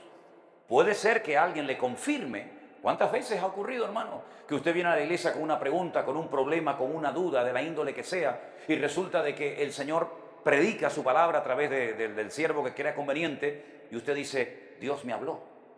Dios le habló a través de su palabra. Pero no nos dejemos llevar por personas que dicen, soy un profeta, y le llama aparte y le dice, hermana, esto le va a pasar. Hermano, las cosas se hacen a la luz, no se hacen a escondidas, ni se sacan textos fuera del contexto. Y muchas veces, queridos hermanos, muchas de las cosas que supuestamente profetizan nunca se cumplen. Yo me acuerdo que una de las famosas profetisas que andan por ahí dijo que cuando hubo la guerra de los Balcanes en el corazón de Europa, en Yugoslavia, pues España, Barcelona concretamente, Cataluña iba a ser bombardeada. Los aviones iban a bombardear España.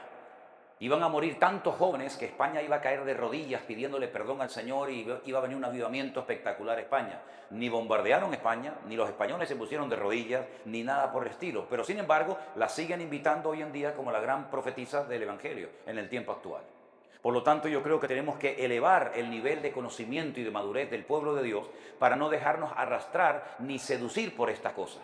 Y volviendo a Agabo no le dijo a Pablo en el nombre del Señor que no subiera a Jerusalén, porque Pablo vemos que subió a Jerusalén. Hubiera sido un rebelde. Agabo le dijo lo que le podía suceder era algo futurible, algo que puede o no ocurrir en base a tu respuesta. Como cuando David dice, si me quedo en la ciudad de Keila, ¿me entregarán? Y el Señor le dijo, sí. Pues si no quieres que te entreguen, sal corriendo. Si no quieres que te aten y te maltraten en Jerusalén, Pablo, no subas. Pero si subes, te va a pasar esto, esto, esto y aquello. Y Pablo dice, estoy dispuesto no solamente a sufrir, sino a morir, si hace falta, por la causa del Evangelio. Fue una palabra de advertencia, que luego lógicamente se cumplió, y entonces se demostró que aquel hombre verdaderamente hablaba inspirado por el Señor. Si Pablo hubiera subido y no le hubieran hecho nada a Agabo hubiera sido evidentemente un falso profeta. Entonces, ¿cómo se sabe si realmente lo que esa persona está diciendo es correcto o no? Por lo que dice la Biblia, si se cumple o no se cumple. Y si no, pues ya saben lo que dice la Biblia, es un falso profeta. Y por cierto, el Señor Jesucristo dice, guardaos de los falsos profetas. Curioso, ¿no? La Biblia dice que en los últimos tiempos vendrán falsos cristos.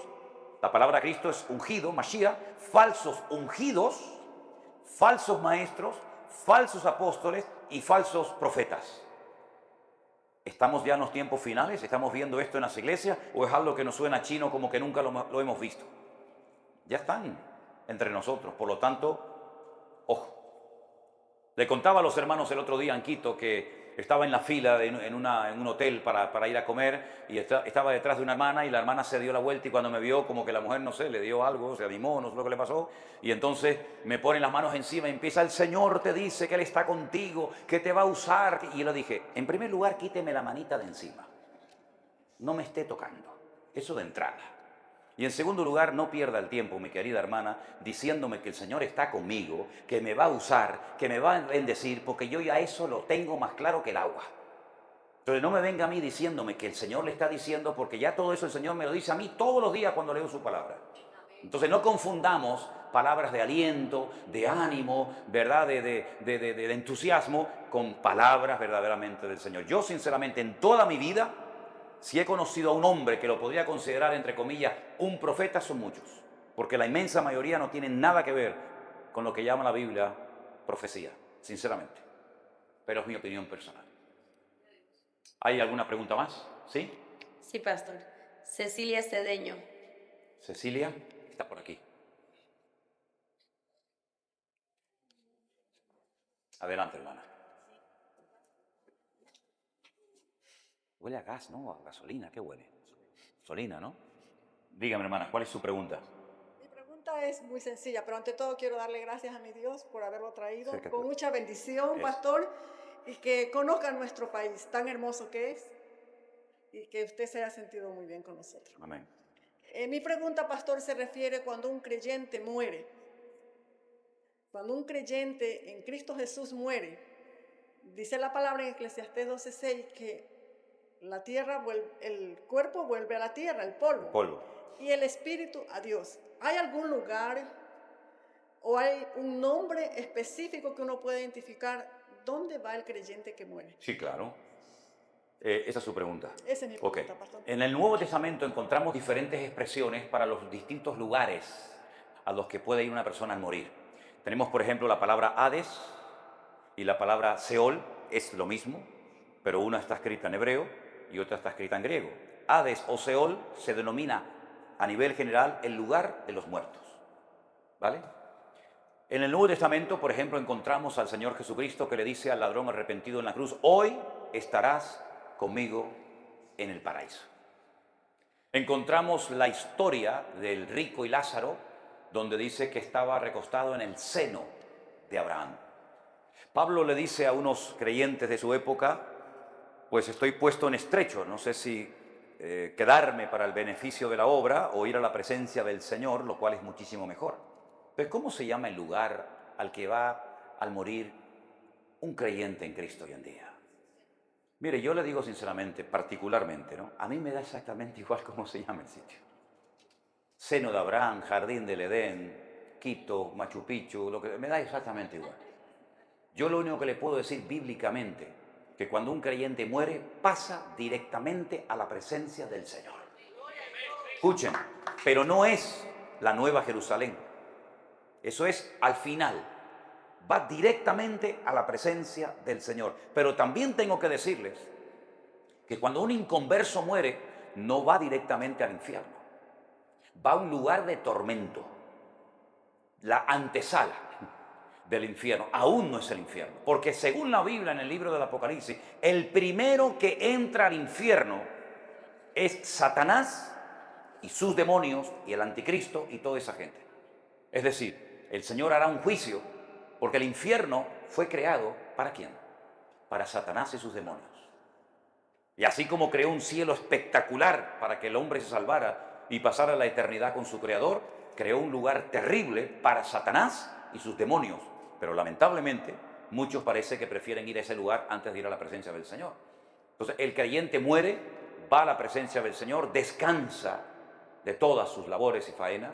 Lógicamente, el cuerpo, que es el estuche, ¿verdad?, que contiene el espíritu del hombre, lo enterramos, se descompone y vuelve al polvo. Pero el hombre es espíritu, alma y cuerpo. El alma, nefesh, es la vida. La vida se llama alma o nefesh en hebreo. El espíritu se llama ruach. Y el espíritu, que es lo que nos conecta con Dios, el alma nos conecta con el mundo natural porque es la vida. Si yo no tengo alma, estoy muerto, ¿verdad? Y ese alma y ese espíritu viven dentro de un estuche que se llama cuerpo temporal. Después recibiremos un cuerpo transformado, glorificado, que no está limitado por el espacio ni por el tiempo. Podremos vivir eternamente con ese cuerpo nuevo, cosa que hoy en día, con este cuerpo, pues ¿cuánto podemos durar con él? ¿100 años? ¿106 como mi abuelo? ¿Cuánto podemos vivir? Tarde o temprano el cuerpo, como dijo el doctor cuando murió mi abuelo, dice, su abuelo no murió de ninguna enfermedad, se le acabó la pila, así nos dijo, murió de viejo, ¿verdad? Entonces el cuerpo vuelve al polvo, ¿verdad? Y el espíritu vuelve a Dios, el cual se lo dio. Los animales me preguntan, ¿tienen alma? Claro, porque tienen vida, pero es un alma diferente a la del ser humano. Pero el espíritu vuelve a Dios hasta que reciba en la resurrección, en el día postrero, un cuerpo transformado, un cuerpo glorificado. Y la palabra que aparece es la palabra metamorfosis, que es el proceso de gusano a mariposa. Ahora somos gusano. Y ahora algunos se creen que son la belleza de las bellezas y eres un gusano.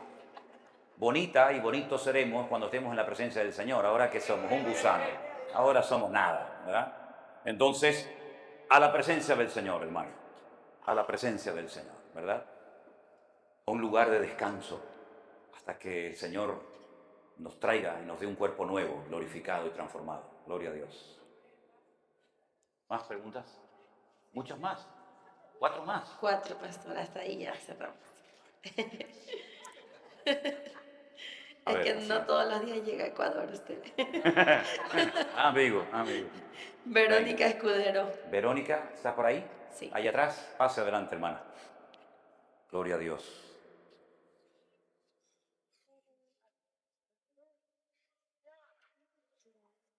¿Cuál es su pregunta, hermana Verónica? Adelante. Bendiciones a todos mis hermanos. ¿Qué tal, hermana? Mi pregunta es, más bien es como una duda. Ezequiel 37, el Valle de los Huesos Secos. ¿Podríamos decir de que es como en una especie de tipo o es literal o alegórico? Ok. La Biblia contiene muchos estilos literarios, ¿verdad?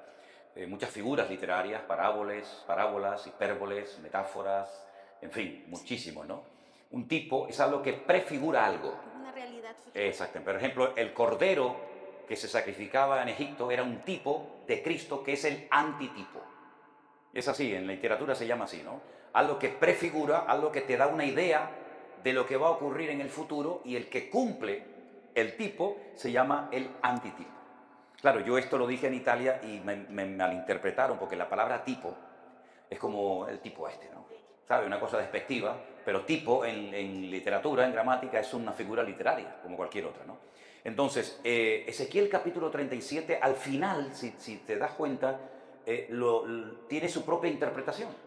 Es decir, el Señor le dice a Ezequiel, ¿tú crees que vivirán estos huesos secos en gran manera? Y Ezequiel le dice al Señor, yo no lo sé, Señor. Yo no sé lo que puede ocurrir. El Valle de los Huesos Secos es el cementerio más antiguo de la tierra que está a las afueras de Jerusalén, en las faldas del Monte de los Olivos. Y cuando Ezequiel está en Babilonia, le muestra ese cementerio que es el Valle de los Huesos Secos, que es el que a mí me gusta llevar muchas veces a los hermanos cuando los llevo a Jerusalén. Les digo, ese es el Valle de los Huesos Secos, ¿verdad? Donde salían los fariseos y los pintaban de blanco para que lucieran bonitos. Y el Señor le dice, ustedes son como esos sepulcros blanqueados, pero que por dentro están llenos de huesos. Entonces el Señor le dice a Ezequiel, profetízale, háblale, predícales a esos huesos. Se levantaron, dice, pero no había espíritu. Eran como huesos así sin espíritu. Y entonces dice, profetiza, predícales, y dice que el espíritu entró en ellos. Entonces ese capítulo 37 es una visión de lo que le iba a ocurrir al pueblo de Israel. Y ahí nos habla de dos restauraciones. La restauración natural o nacional que se produjo en la tarde del día 18 de mayo de 1948, cuando en la ciudad de Tel Aviv, el presidente David Ben Gurión declaró el Estado moderno de Israel. Ahí se levantó después de casi 2000 años de no existencia. ¿Esa es en la Guerra de los 6 días? No, eso fue en el 67. En el año 1948 se produce la independencia del Estado de Israel. El Estado de Israel no existía. El Estado de Israel, después del 130, 140 aproximadamente después de Cristo, las legiones romanas destruyeron el país, lo arrasaron. Por ejemplo, a Jerusalén le cambiaron el nombre para que nunca más nadie se acordara de que hubo una ciudad llamada Jerusalén. Los romanos le pusieron Aelia Capitolina. No tiene nada que ver Jerusalén con Aelia Capitolina. Y a Israel le pusieron Filistea, tierra de filisteos, que de ahí viene Palestina. En 1948, Israel, el territorio de Israel, la antigua Filisteo Palestina, estaba bajo el protectorado de los ingleses. Los que ganaron la Segunda Guerra Mundial se repartieron el mundo, los franceses para para el norte de África, los alemanes quedaron vencidos, entonces la mitad era para los americanos, la mitad era para los rusos, etcétera, etcétera. A los ingleses les tocó esa parte del mundo. Pero repito, en mayo de 1948 se proclama la independencia del Estado de Israel y de las cenizas surge un país que hacía 2000 años que no existía. Se comienza a hablar hebreo, se canta un himno llamado la Hatikva, que significa la esperanza, hay un escudo, hay una moneda, y empiezan a venir millones y millones de judíos de más de 380 naciones diferentes del mundo, y se levantan como Estado nacional. Pero falta la restauración espiritual, que es cuando venga el Señor Jesucristo. Entonces Ezequiel 37 es la restauración nacional y espiritual de un pueblo llamado el pueblo de Israel. Eso es lo que significa. Muchas gracias, pastor. Por nada, hermano. Dios te bendiga. Amén. 3 más, ¿no? Y nos vamos. Sí. Elida Menéndez. ¿Quién? Elida Menéndez. Elida Menéndez. Por aquí viene. Adelante, hermana. Buenas tardes, pastor. Buenas tardes, hermano. Buenas tardes, hermanos. Mi pregunta es, yo vengo de un pueblo de donde hay iglesia cristiana, ¿Ya? pero cuando empiezan a dar alabanza al Señor, empiezan a dar vuelta y con la cabeza hacen así. Y se ponen ropas largas, vestidos que no se pueden maquillar, que no se pueden pintar el cabello. Son iglesias RT. No sé. Rajatabla. Entonces es algo que el momento que más me asustó cuando empezaron a dar el culto y empezaron a cantar y empezaron a dar vuelta y cayeron por allá, cayeron por acá y el pelo les empieza a dar vuelta como abanico y entonces me asusté y dije no, esto no va conmigo y me fui. Bueno, esa es la primera pregunta que le hago. Otra pregunta más le podría hacer. Otra pregunta más le podría hacer. ¿Y cuál es su pregunta? Otra pregunta más es que ¿por qué? No, la primera, ¿cuál es la pregunta? Es sobre eso. ¿qué opino yo? Sí, que ¿por qué hacen eso? Dígale que me inviten a mí un día. Bueno, encantado lo llevaría para que le explicara. Mi segunda pregunta es el por qué, si en la Biblia dice que no hay que ser idólatra y que no hay que adorar imágenes, porque la Iglesia Católica tiene muchos santos en la Iglesia y se arrodillan y se inclinan y le piden y dicen, por ejemplo, dice nuestra Madre, la Virgen María. o la Virgen del Carmen, o en diferentes tipos de madres. Sí. Bueno, entonces yo le Vale. hablo con una prima y le digo, será tu madre porque la mía no es. Yo le digo así y ella se pone muy molesta, que te va a Claro. castigar Dios, que ni sé cuánto. Ya. Y entonces estamos en eso, explíqueme eso, quiero Bueno. saber. Bueno, vamos a ver, también dice la Biblia no matarás y el hombre mata, y también dice la Biblia no robarás y roban, y también dice la Biblia tantas cosas, ¿no? Bueno, la idolatría está ligada al corazón del hombre. La idolatría desde el principio de los tiempos siempre parece que ha estado arraigada al corazón de los seres humanos, y cuando no han adorado a Baal, adoraban a Milcón, y si no a Moloch, y si no a María, y si no a lo que sea. La idolatría de tipo, digamos, vamos a decirlo así, permítame, cristiana, la idolatría cristiana, entró cuando un César de Roma llamado Constantino, dice él que tuvo una visión yendo al campo de batalla, que vio en el cielo una cruz y le dijo, vio una frase en latín que decía, por este signo vencerás. Entonces, después de casi 400 y pico de años de persecución constante e incesante contra el cristianismo, Constantino obliga a que todo el mundo del Imperio Romano se haga cristiano. Y eso no funciona así. Esto no es por presión, esto es por convicción. Pero claro, ¿quién le lleva la contraria al jefe? ¿Quién le lleva la contraria al emperador romano? Entonces, los templos paganos que estaban por todas partes, llenos de imágenes, de la noche a la mañana se convirtieron obligatoriamente, por ley, por decreto, en templos cristianos. Pero bueno, es que los que trabajan allá adentro son sacerdotes de esos dioses. No importa, a partir de ahora son predicadores, pastores, obispos. ¿Qué conocimiento tiene un hombre que ha estado toda la vida sirviendo a Júpiter del cristianismo? Bueno, había una estatua con forma de mujer, con un niño en brazos. Era Cerámides, y con Nimrod, o Diana, o Artemisa, depende del lugar. Y entonces dijeron, bueno, a partir de ahora, en vez de adorar a Diana, o Artemisa, o Afrodita, con un niño en brazos, adoramos a María con Jesús en brazos. Y entonces ellos celebraban el culto al sol. ¿Y cómo se diferenciaba un culto de otro? Bueno, pues los adoradores del culto al sol se hacían aquí en la cabeza como un circulito y se ponían un gorrito, que eran adoradores del sol. Y entonces lo que hacían, tenían una celebración donde tenían un pancito redondo en forma de sol con las 3 letras de los dioses principales. Y entonces dijeron, bueno, pues hagamos lo mismo. En vez de adorar al sol, decimos que este es el cuerpo de Cristo. Y todo fue cambiando paulatinamente. Entró la idolatría, luego su madre, Helena, que también era para echarle de comer aparte a la señora, se fue a Jerusalén. Y cuando llega a Jerusalén, Helena, la madre de Constantino, vio un edificio donde había multitudes de gente y preguntó y dijo, ¿esto qué es? Este es un templo pagano, este es el templo más pagano, terrible. Aquí se ha adorado a Júpiter, a Afrodita, aquí se ha adorado a todo. Ella dijo, a partir de ahora, aquí la gente vendrá a adorar el lugar donde Cristo murió y resucitó. Es el famoso Santo Sepulcro católico, que uno entra allá adentro y si quieren saber lo que es literalmente una cueva de ladrones, entren allá adentro.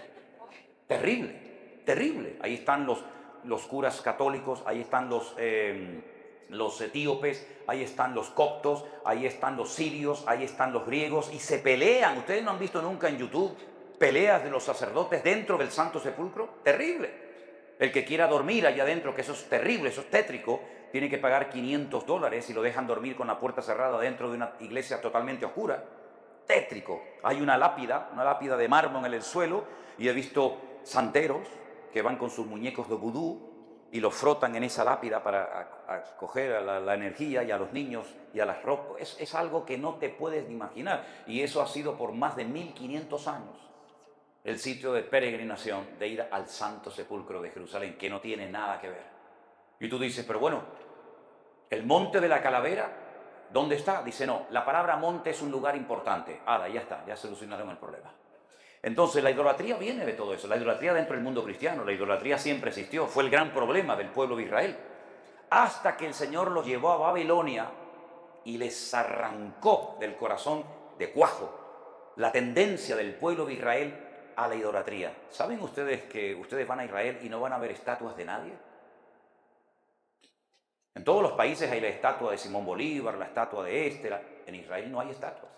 Ellos se tomaron tan en serio que no se pueden hacer imagen que a alguien se le ocurrió hacer una estatua del rey David con la corona y tocando el arpa, y cogieron y la quitaron y la llevaron a otro sitio porque no quieren tener ningún tipo de contacto con eso. Eso por una parte. La idolatría siempre ha estado ligada al corazón del hombre. Y lo otro era las mujeres que dan vueltas como locas. ¿No? No, hermana, ¿cómo se le va a decir? Entonces se cierra el negocio. ¿Cómo se le va a decir eso? ¿Usted sabe los millones de personas que vienen todos los años a España a ver al apóstol Santiago? Sí, pero todo eso es un cuento, hermano. Si la Virgen María levantara la cabeza, se moría de un susto. Si eso no tiene nada que ver con a María nunca se le adoró, jamás. A María nunca se le adoró, a María nunca se le dio un lugar de preponderancia. Es más, hay muchos pasajes en la Biblia, uno de ellos, me viene a la cabeza ahora, cuando el Señor está predicando en una casa y le dicen, tu madre y tus hermanos están fuera en la puerta, y Él dice, mi madre y mis hermanos son los que hacen la voluntad de Dios.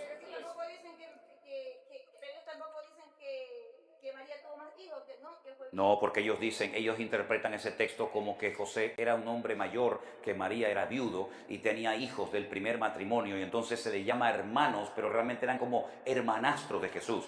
Y van incluso más allá diciendo que el nacimiento de Jesús, ella permaneció virgen, no perdió su virginidad. En fin, tantas cosas que el hombre puede inventar, pero lo que tenemos que ceñirnos a la palabra del Señor, ¿verdad? Es como, por ejemplo, el primer milagro de Jesús.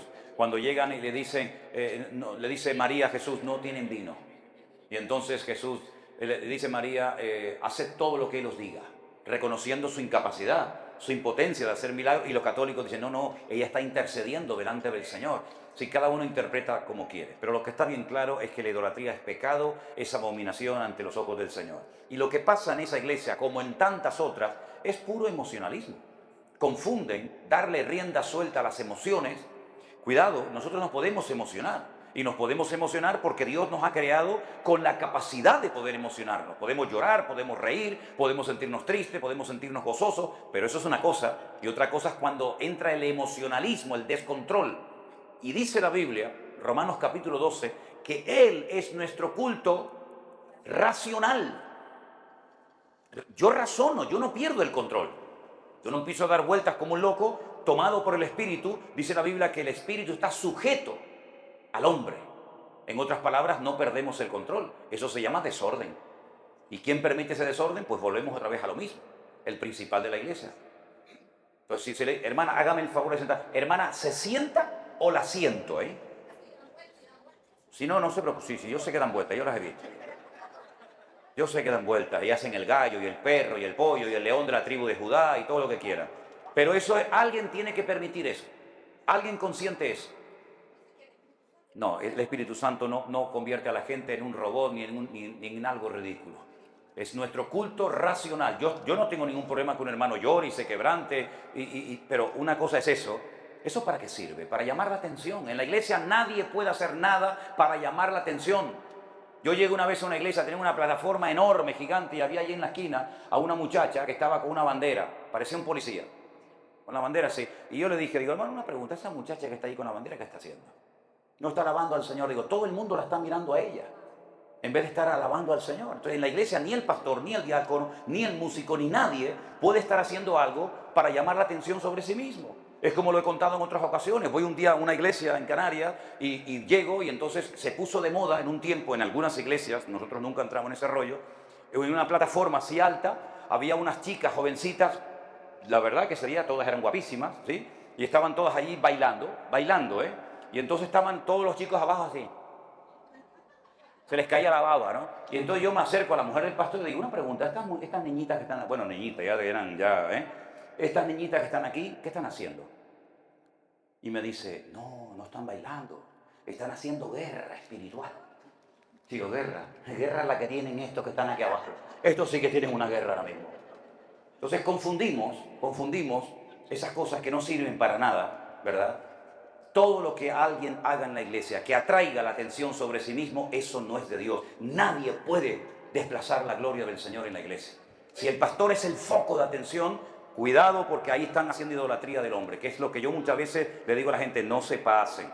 hermano, una cosa es el cariño, una cosa es el respeto, una cosa es el amor y otra cosa parece que no vamos a permitir eso, porque eso a la larga es contraproducente y al final terminamos, en vez de adorar al santo, terminamos adorando al pastor o al rabino o a quien sea.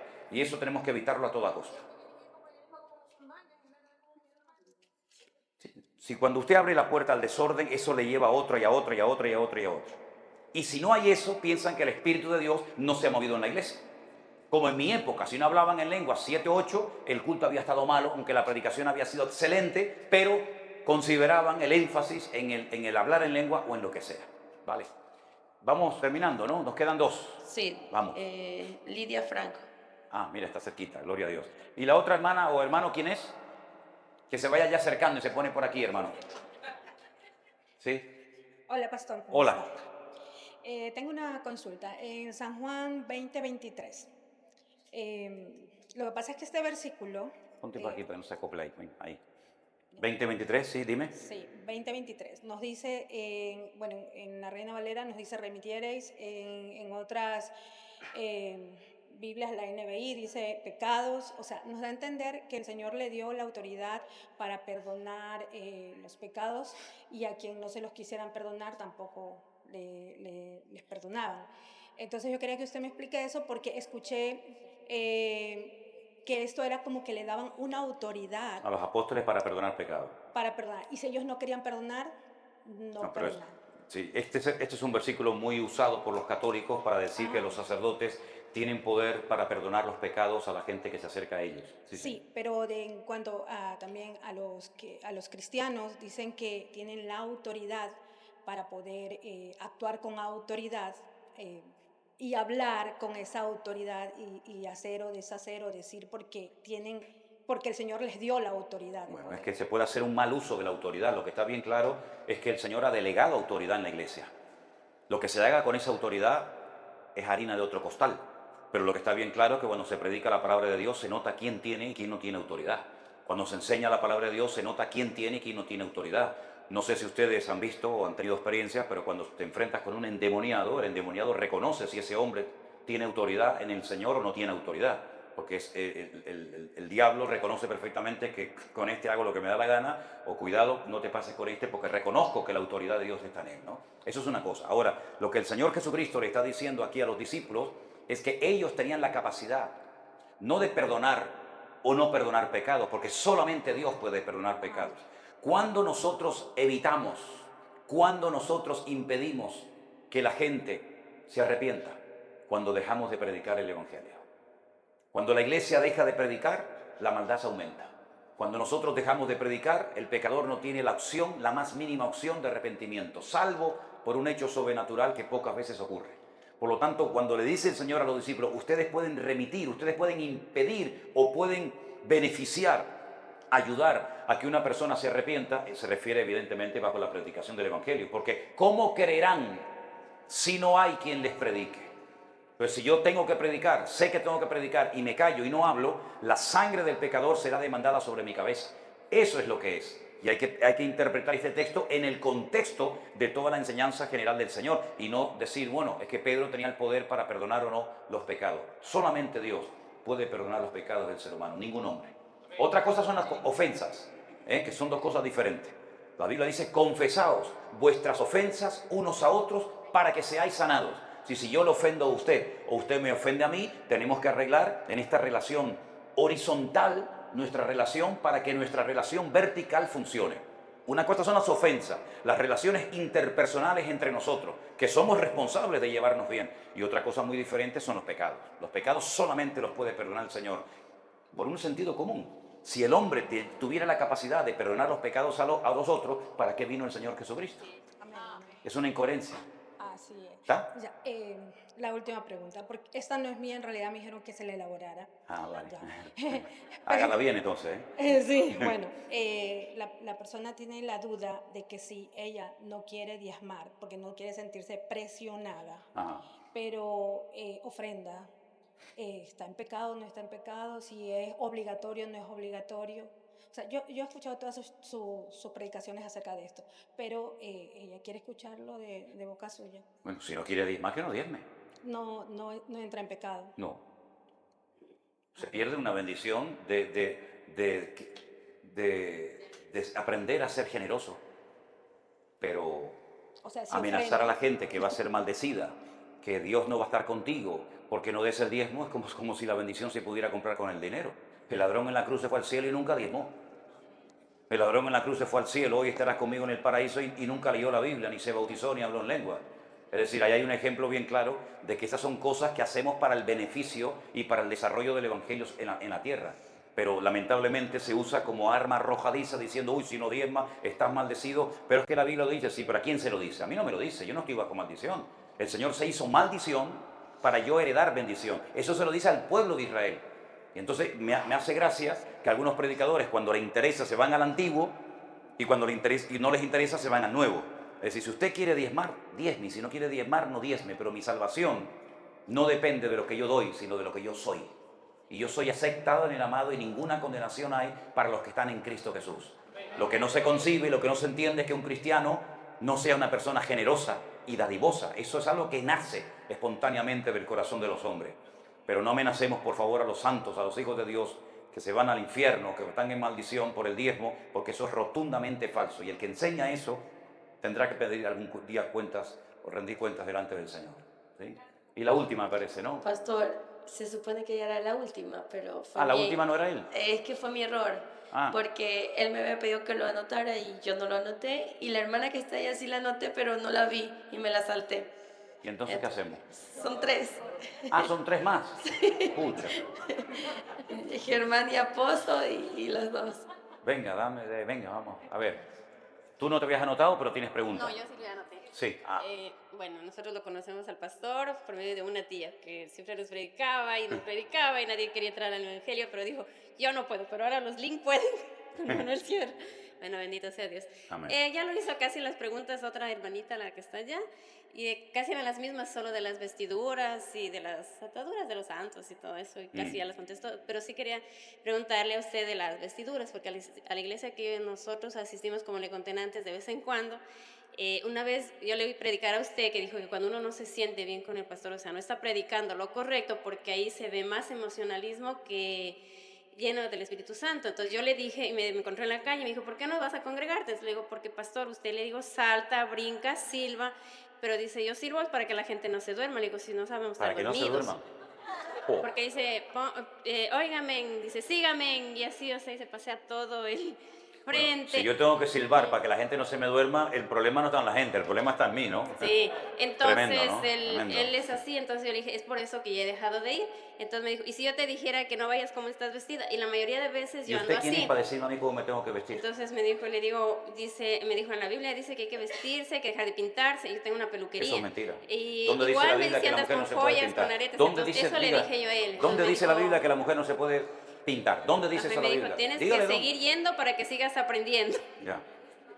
Esa Mire. es mi pregunta nada más. No, le entiendo. Mire, hay lamentablemente un grupo de iglesias o de denominaciones que toda la santidad la centran en la ropa, sobre todo en las mujeres, porque con los hombres no se meten para nada. Es increíble.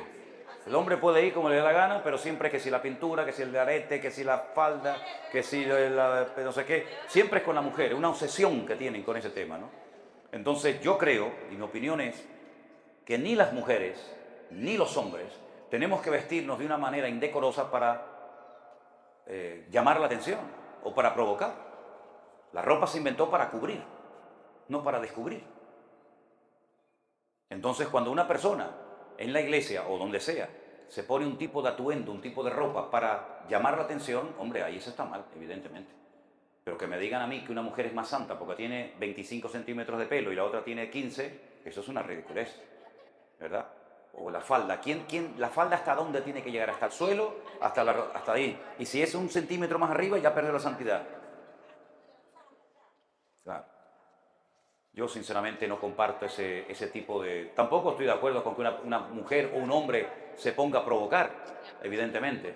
Pero yo creo que hay un sentido común, que a veces es el sentido menos común de todo lo que se ve hoy en día en la iglesia, ¿no? Yo creo que dentro, vamos a ver, la ropa, hermanos, también tiene unas connotaciones culturales. No se viste igual una hermana en África que una hermana en Japón que un hermano en Ecuador. Evidentemente. No se viste igual un esquimal que un indio del Amazonas, ¿verdad? Entonces yo creo que también la ropa es algo muy cultural.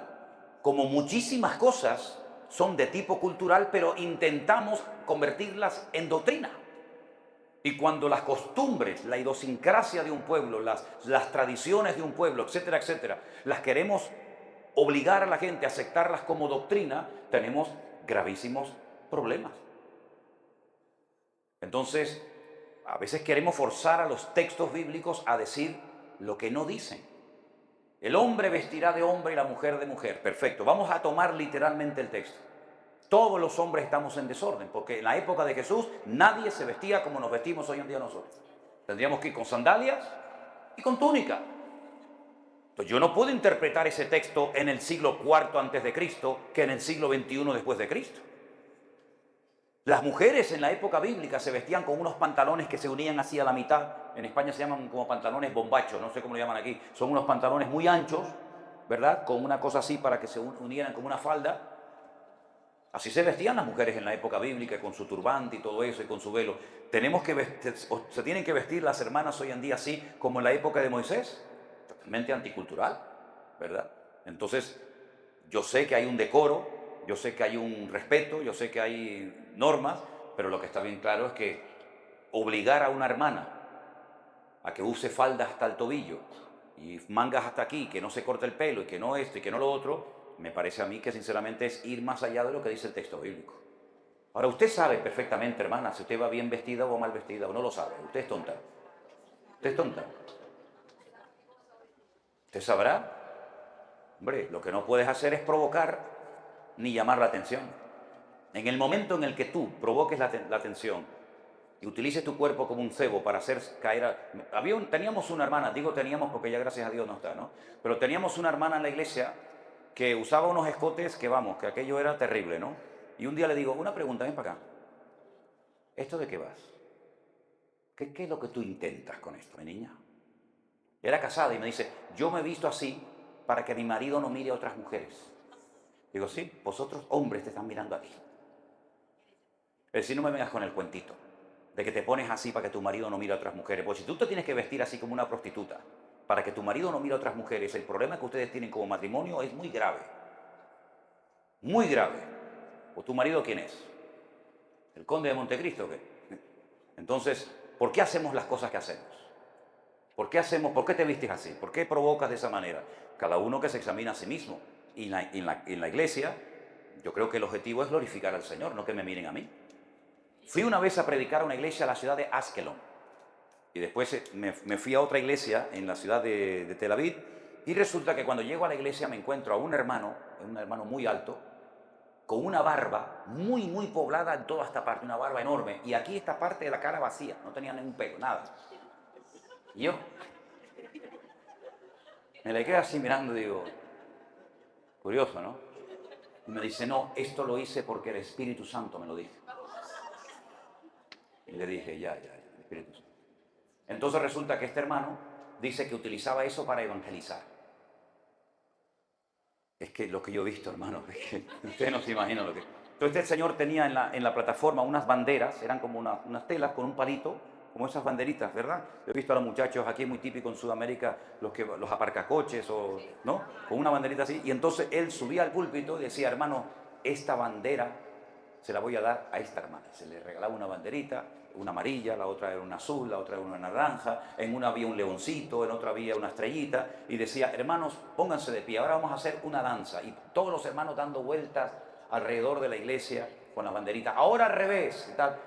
Bueno, y dice, hermanos, estas banderas quiero que sepan que están ungidas. Y sería muy bueno que ustedes en la iglesia las tuvieran. Hermana, esta vale $300. Esta vale 800. Claro, sacó un banderón que yo digo, a ver cuánto vale, $1.500. Me fui a otra iglesia y me encontré al media barba con las banderitas y le dije, pastor, escúchame una cosa, si el personaje va a estar en el culto, conmigo no cuente, me mando a mudar ahora mismo. Es decir, ¿qué es lo que hacía este señor? Vender banderas, con el cuento de que eran banderas ungidas, llamar la atención, porque ya me contarán a mí si viene un hombre aquí con una barba así, y por el otro lado, ¿a quién no se le van los ojos? Dígame. Usted diría, bueno, no le van a mirar todo y decir, no, ¿ese tipo quién es? ¿Qué le pasa a ese? Entonces, todo lo que se haga en la iglesia que atraiga la atención sobre uno mismo, hay que cortarlo, porque en la iglesia a quien hay que adorar y mirar es al Señor, no al hombre. Y esas cosas lamentablemente ocurren. Y es una pena. Pero ¿sabes quién ha permitido esto? La gente. El pueblo que se ha dejado engañar y han permitido muchas de estas cosas. Después le echamos la culpa al de arriba, pero el de arriba hace lo que ustedes le permiten que haga. Ni más ni menos. Una más y nos vamos. Sí, Lynn Ayala. Porque creo que va a llover, parece, ¿no? ¿Cómo se llama, hermana? ¿Perdón? Lynn Ayala. Lynn Ayala. Sí. Venga, pues, Bendiciones, adelante. hermano. Bendiciones a todos. Gracias, hermano. hermano. Gracias. Hermano, a mí me gustaría saber cuál es su apreciación en cuanto a lo que es el tema de la predestinación. Ok. Y otro temita en cuanto a las ofrendas, si de pronto lo que es el Centro Evangélico Vida Nueva está trabajando en alguna obra donde se pueda ofrendar para ayudar. ¿Cómo podemos ayudar? Muy bien. El tema de la predestinación, quien toca ese tema en el Nuevo Testamento es el apóstol Pablo. El apóstol Pablo, tanto en la carta a los Romanos como en la carta a los Efesios, emplea la palabra predestinación. La predestinación es simple y llanamente lo siguiente. Dios, en su soberanía, unilateralmente toma una decisión. Escoger a la raza humana para que tengan la posibilidad de salvarse. Ni más ni menos. No es que dice tú y tú se van a salvar y tú se van a condenar. Eso no es predestinación. Eso es hacer acepción de personas. El corazón de la Biblia, saben que es Juan 3:16, y Juan 3:16 habla de todo aquel, ¿verdad? Si estas personas se van a salvar, no hace falta ni que les prediquemos. ¿Cómo se van a salvar? ¿Verdad? ¿Y para qué predicarles a estos cuando ya están condenados, predestinados para condenación? No perdamos el tiempo. Eso no es la predestinación.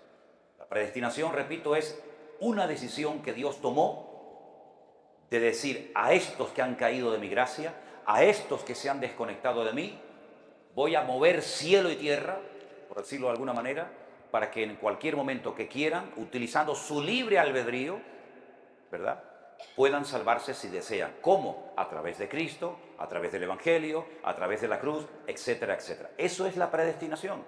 Podía haber dicho, bueno, yo el ser más perfecto que he creado no fue el hombre. El ser más perfecto que Dios creó fue a Lucifer o a Luzbel. Pónganle el nombre que quieran. Y dijo, acabado en hermosura, lleno de sabiduría, el sello de la perfección. Fíjense qué tres cosas acabo de mencionar. Dice, el día de tu creación sonaron instrumentos de cuerda, de viento y de percusión. Jamás en la historia Dios ha hecho tal despliegue de música, de poderío, cuando creó a este personaje. Dijo, el sello de la perfección. Acabado en hermosura, lo vistió con unas ropas impresionantes y le dio sabiduría y un montón de cosas. Cuando creó al hombre lo dejó desnudo.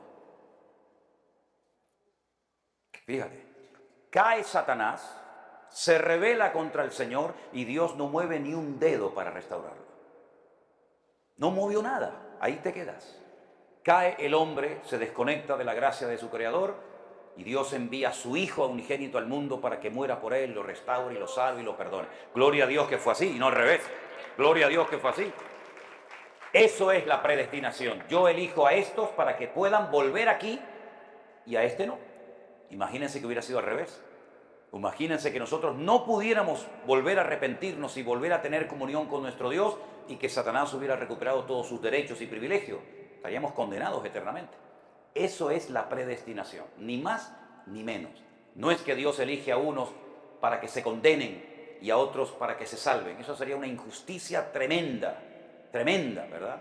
Y sería una incoherencia decir, ir por todo el mundo y predicar el Evangelio a toda criatura, ¿verdad? Y todo el que creyere será salvo, si no se van a salvar por más que les prediques, porque tú ya has dicho que él y él no se van a salvar. Sería una incoherencia tremenda. Y lo otro que me preguntó, ¿qué era, hermana? El Centro Evangélico Vida Nueva. Bueno, el Centro Evangélico Vida Nueva, nosotros estuvimos trabajando con 200 y pico niños, que abrimos un comedor social en Bolivia durante años.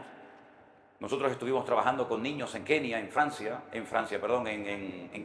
Kenia. Estuvimos allí trabajando. y tenemos un montón de sitios que tenemos que ayudar. Estamos ayudando a la obra de México, estamos apoyando a la obra de Colombia, estamos apoyando a obreros, estamos ayudando a personas. Bueno, si eso no es suficiente obra, el ir por el mundo predicando el Evangelio, pues no sé. ¿Cómo pueden ayudar? Bueno, ustedes saben perfectamente, y aprovecho la oportunidad para decir que cuando encuentren en Instagram, que no tenemos Instagram, en Facebook o en YouTube o en cualquier otra red social, gente con mi nombre, hace unos días me mandó Elena una fotografía mía, ponía José Manuel Sierra Páez, pastor del Centro Evangélico Vida Nueva, con el logotipo, ¿verdad? Ahí el corazoncito con la cruz, una persona que abrió una página, creo que en Facebook, no sé dónde fue, y unos pedían para un orfanato en África, otros pedían para la construcción de un templo. Bueno, pues evidentemente no somos nosotros, porque nosotros jamás hemos pedido dinero por las redes sociales. Ahora hay gente que quiere colaborar con este ministerio, que quiere colaborar con esta obra. Bueno, hay varias maneras. Hay una cuenta bancaria, que la gente si quiere hacer un ingreso lo hace. Hay el sistema PayPal, que desde cualquier computadora, cualquier teléfono, ahí pone usted la cantidad que Dios haya puesto en su corazón y automáticamente el sistema lo transforma en la moneda nuestra, que es el euro. El que quiera ayudar con economía, me refiero, puede hacerlo de esa manera. Pero jamás le hemos pedido, ni siquiera a los miembros de la iglesia virtual, ni diezmos ni ofrendas. Jamás. No le hemos pedido nada de eso. Eso es algo que nace del corazón, como a veces algunos de ustedes se me acercan y me dicen, hermano, yo quiero dar una ofrenda. Yo, la verdad, les digo a todos, y lo digo de corazón, yo no he venido aquí a recoger ofrendas. No hemos venido aquí a decir, bueno, estos vienen y al final se van a... Nosotros no decimos, como algunos predicadores, vamos a predicar siempre y cuando nos den X cantidad. Y si no, no voy, pues no venga. No venga. Si el Señor le ha dicho que vaya y usted no va porque no le dan la cantidad que usted exige, entonces dudo mucho de que el Señor le haya dicho que vaya usted a predicar allí. Entonces el Centro Evangélico Vida Nueva tiene una cuenta, que está, me parece que, no, Armando, está en la página web de la iglesia, está el sistema PayPal. Si alguien quiere colaborar, bien, y si no, no pasa absolutamente nada, no pasa absolutamente nada. Dios proveerá de alguna u otra manera, ¿verdad?